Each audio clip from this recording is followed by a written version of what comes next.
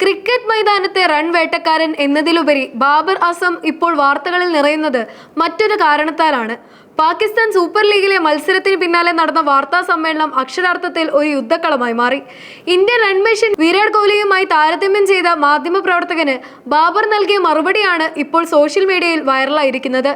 പെഷവാർ സാൽമിയും ഹൈദരാബാദ് കിങ്സ്മാനും തമ്മിലുള്ള മത്സരം അവസാന പന്തിലേക്ക് നീണ്ട ആവേശം അടങ്ങുന്നതിന് മുൻപേ തന്നെ വാർത്താമുറിയിൽ ചോദ്യശരങ്ങൾ ഉയർന്നു കഴിഞ്ഞിരുന്നു.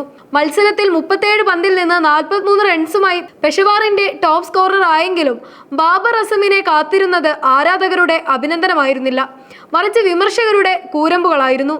മത്സരം അവസാന ഓവർ വരെ വലിച്ചു നീട്ടിയതും ഒരു ഫിനിഷർ എന്ന നിലയിലുള്ള ബാബറിന്റെ പരാജയവുമാണ് ചർച്ചയായത്. എന്നാൽ വാർത്താ സമ്മേളനത്തിൽ ഒരു മാധ്യമ പ്രവർത്തകൻ ഉന്നയിച്ച ചോദ്യം ബാബറിന്റെ നിയന്ത്രണം തെറ്റിച്ചു. വിരാട് കോഹ്ലിയും നിങ്ങളും ഒരേ ശൈലിയിലാണ് ബാറ്റ് വീശുന്നത്, എന്നാൽ കോഹ്ലി മത്സരങ്ങളിൽ ഫിനിഷ് ചെയ്യുന്നതിൽ കാണിക്കുന്ന കൃത്യത നിങ്ങൾക്ക് പലപ്പോഴും സാധിക്കുന്നില്ല. ആളുകൾ നിങ്ങളെ കോഹ്ലിയുമായി താരതമ്യം ചെയ്യുന്നതിനെ കുറിച്ച് എന്താണ് പറയാനുള്ളത് എന്നതായിരുന്നു മാധ്യമപ്രവർത്തകന്റെ ചോദ്യം. ഹൈദരാബാദ് ഉയർത്തിയ 146 റൺസ് എന്ന ചെറിയ ലക്ഷ്യം പിന്തുടരുകയായിരുന്നു പെഷവാർ സാൽമി. ഒരു T20 മത്സരത്തിൽ ഈ സ്കോർ അത്ര വലുതല്ല. ബാബർ അസം 37 പന്തിൽ 43 റൺസ് എടുത്ത് മികച്ച രീതിയിൽ ബാറ്റ് ചെയ്യുന്നുണ്ടായിരുന്നു. എന്നാൽ കളി 15ാം ഓവറിലേക്ക് കടന്നപ്പോഴും റൺ റേറ്റ് ഉയർത്താനോ കളി വേഗത്തിൽ അവസാനിപ്പിക്കാനോ ബാബറിന് കഴിഞ്ഞില്ല. ഒടുവിൽ ബാബർ പുറത്താവുകയും കളി അവസാന പന്തിൽ മാത്രം പെഷവാർ ജയിക്കുകയും ചെയ്തു. ഇതാണ് റിപ്പോർട്ടറെ ഇത്തരമൊരു ചോദ്യത്തിന് പ്രേരിപ്പിച്ചത്. ഈ ചോദ്യം കേട്ട പാതി കേൾക്കാത്ത പാതി ബാബർ അസം ക്ഷോഭിക്കുകയായിരുന്നു. ഇങ്ങനെയുള്ള ചോദ്യങ്ങൾ ഇവിടെ അവസാനിപ്പിക്കൂ എന്നായിരുന്നു ബാബറിന്റെ ആദ്യ പ്രതികരണം.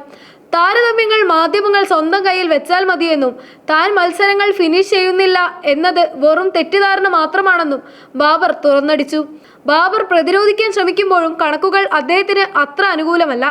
ഈ സീസണുകളിൽ കളിച്ച 2 മത്സരങ്ങളിൽ നിന്നായി 82 റൺസ് നേടിയെങ്കിലും 126.15 എന്ന താരതമ്യേന കുറഞ്ഞ സ്ട്രൈക്ക് റേറ്റ് ആണ് വിമർശനങ്ങൾക്ക് ആധാരം.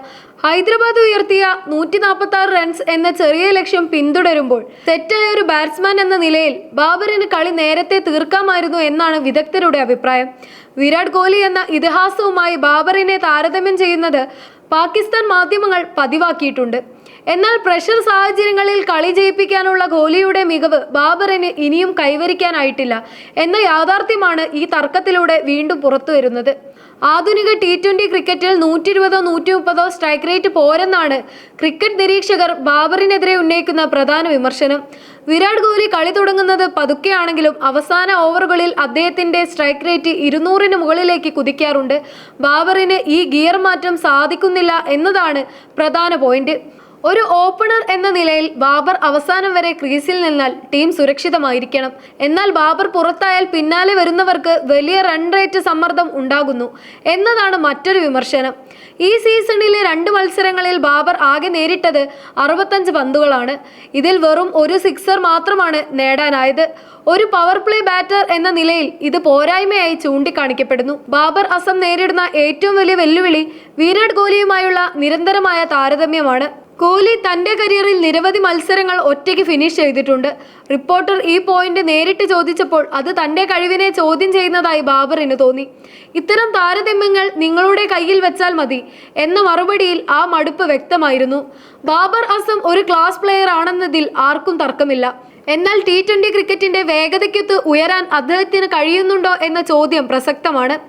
ആരാധകരുടെ വലിയ പ്രതീക്ഷകളും വിരാട് കോഹ്ലിയുമായുള്ള നിരന്തരമായ താരതമ്യങ്ങളും ബാബറിന്റെ മേൽ വലിയ സമ്മർദ്ദം ചെലുത്തുന്നുണ്ടെന്ന് ഈ സംഭവം തെളിയിക്കുന്നു. സംഭവത്തിൽ ബാബറിനെ പിന്തുണച്ച് പെഷവാർ സാൽമി പരിശീലകൻ രംഗത്തെത്തിയിട്ടുണ്ട്. അദ്ദേഹം ടീമിന്റെ നട്ടെല്ലാണെന്നും ഒരു വശം കാത്തു സൂക്ഷിക്കുന്നത് ബാബറാണെന്നുമാണ് അവരുടെ വാദം. പാക് ആരാധകർക്കിടയിൽ പോലും ബാബറിന്റെ ബാറ്റിംഗ് ശൈലിയെ ചൊല്ലി ഭിന്നതയുണ്ട്. ഒരു വിഭാഗം അദ്ദേഹത്തെ സ്റ്റാൻഡ് ബാറ്റിംഗ് എന്ന് വിളിക്കുമ്പോൾ മറ്റൊരു വിഭാഗം അദ്ദേഹം പാകിസ്ഥാന്റെ അഭിമാനമാണെന്നാണ് വാദിക്കുന്നത്. ക്രിക്കറ്റിൽ കണക്കുകൾ പലപ്പോഴും കള്ളം പറയാറില്ല. പക്ഷേ ബാബർ അസമിനെ പോലൊരു ക്ലാസ് പ്ലെയറെ സംബന്ധിച്ച് ആ കണക്കുകൾക്കപ്പുറം തന്റെ ബാറ്റിംഗ് ശൈലി തെറ്റല്ലെന്ന് തെളിയിക്കേണ്ടത് അദ്ദേഹത്തിന്റെ ബാധ്യതയായി മാറിയിരിക്കുകയാണ്. വരും മത്സരങ്ങളിൽ ബാറ്റ് കൊണ്ട് ഈ വിമർശനങ്ങൾക്ക് മറുപടി നൽകാൻ ബാബറിന് കഴിയുമോ എന്ന് നമുക്ക് കാത്തിരുന്നു കാണാം.